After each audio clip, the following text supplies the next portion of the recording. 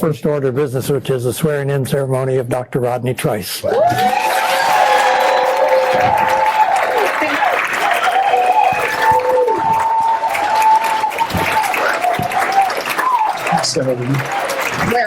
Right here?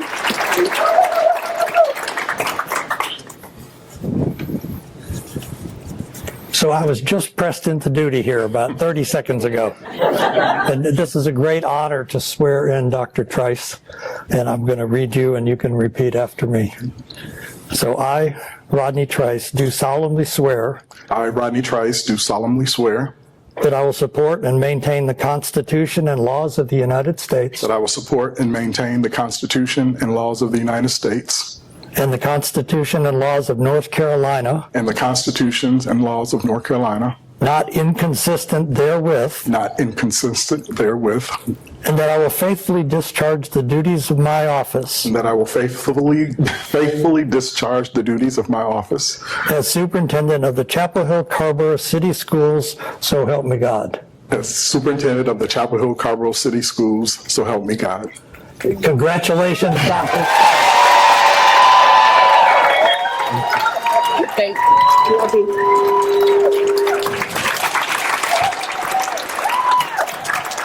Well done. Well done. Thank you.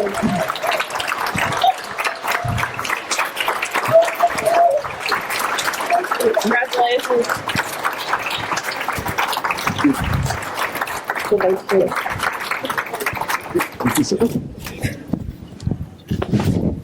Can I say a few words?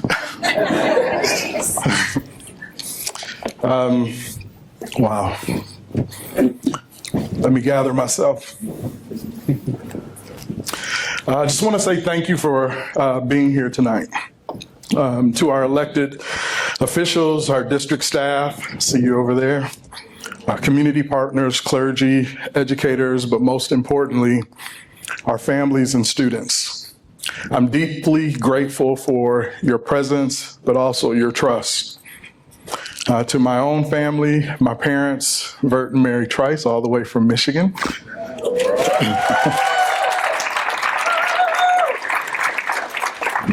My mother-in-law, all the way from Mississippi, who surprised me today, by the way, Mary Jones.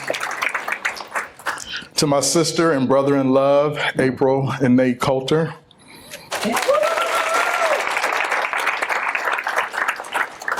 I see my pastor, Pastor Nate. Thank you for being here. It's deeply meaningful. And to the loves of my life, my wife, Kenya, my daughter, Sala, and my daughter, Zuri, is studying abroad, so she's not here today. But thank you for just being here. It's deeply meaningful for family and friends and colleagues to walk beside you in this season, but in any season. Assuming the role of superintendent is a very humbling and sacred responsibility. I stand here and I feel both the weight of our district's legacy and the incredible possibility of our future. I don't have to tell you all that our schools have had a long-standing and unwavering commitment to equity and excellence. And these are just not words on a website. These are not words that just hang in our hallways, but values that have shaped lives for generations.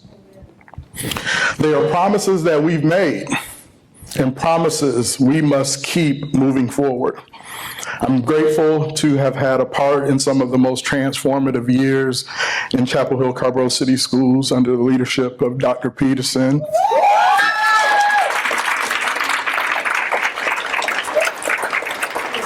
I see Ms. Gibbs out there, who was my mentor. I like to tell people they raised me, so. But it's deeply humbling. And of course, I can't forget Denise Bowling, who worked most closely with me, and Steve Scroggs, who always had a smile on our face. But if we're honest, we also know this: the next 25 years must look different than the previous 25 years. Not because we've lost our way, but because the world around us is changing, and we owe it to our children to meet the challenge. We live in a region of innovation and imagination, the Research Triangle, where there are unprecedented new approaches to teaching and learning, calendar design, to career exploration, student wellness, all available to districts around us. And I ask myself, why not us?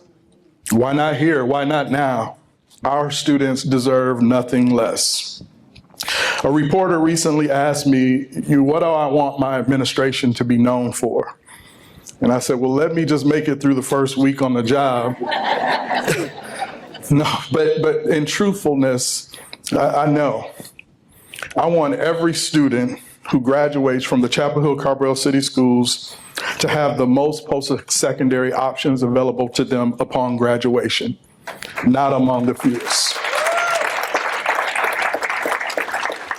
Whether that means a 4-year college, an associate's degree, a skilled trade, military service, or launching their own business.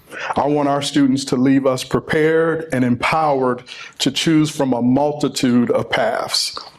But we cannot achieve this vision from the top down.